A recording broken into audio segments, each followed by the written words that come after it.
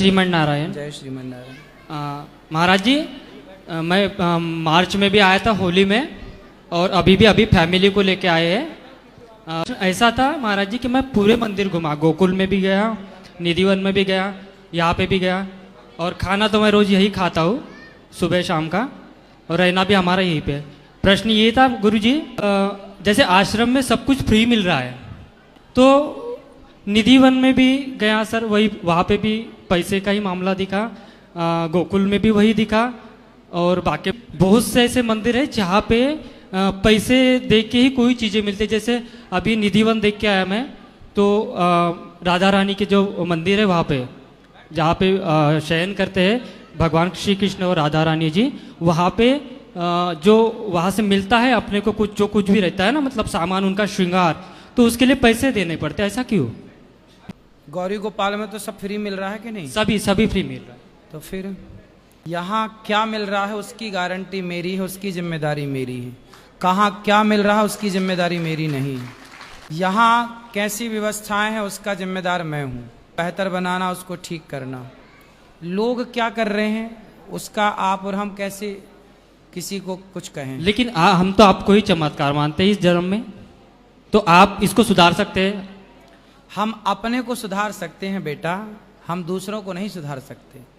हम अपने को ठीक कर सकते हैं, दूसरों को समझा सकते हैं।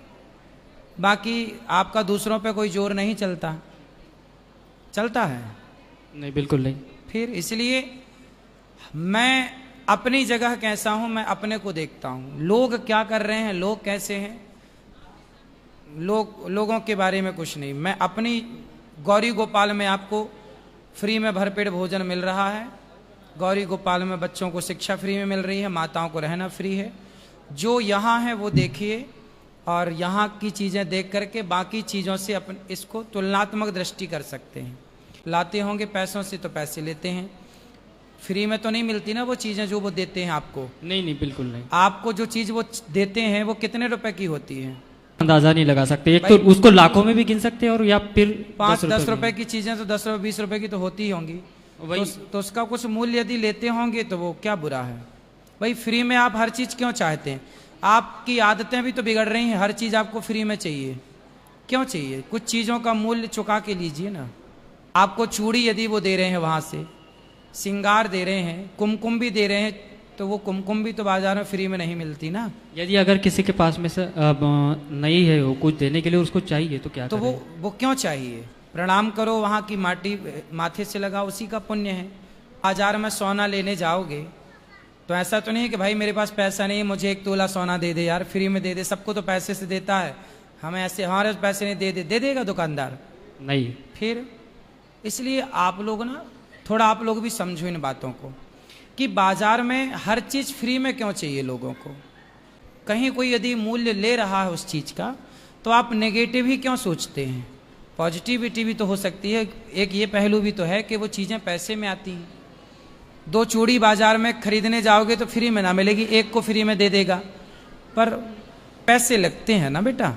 बिल्कुल। तो आपने कितने दिए उस चीज़ के? मेरी मम्मी ने तो 500 रुपये दिए थे, उसमें उसको श्रृंगार मिल गया, बस यही। तो वो आपकी श्रद्धा से आपने कितने दिए? वो आपकी 500 ही मांगे थे क्या?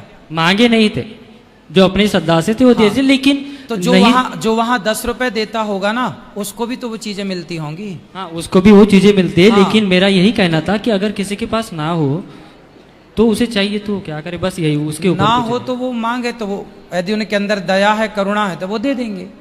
वो चीज यदि 5 रुपए की है, 10 रुपए की है, और आप उसका 10 रुपए मूल्य दे रहे हैं, वो मांग तो रहे नहीं कि आप हमें दो। वो तो आपकी श्रद्धा है कि 10 रुपए दो, 20 रुपए दो, 50 रुपए दो।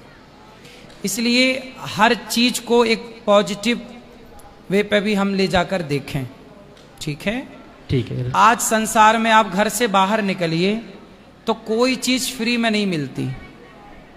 मिलती है? नहीं। फिर तो इसलिए हमें यदि किसी चीज का मूल्य देना पड़े तो उसको परेशान नहीं होना चाहिए। राधे राधे गुरु। राधे।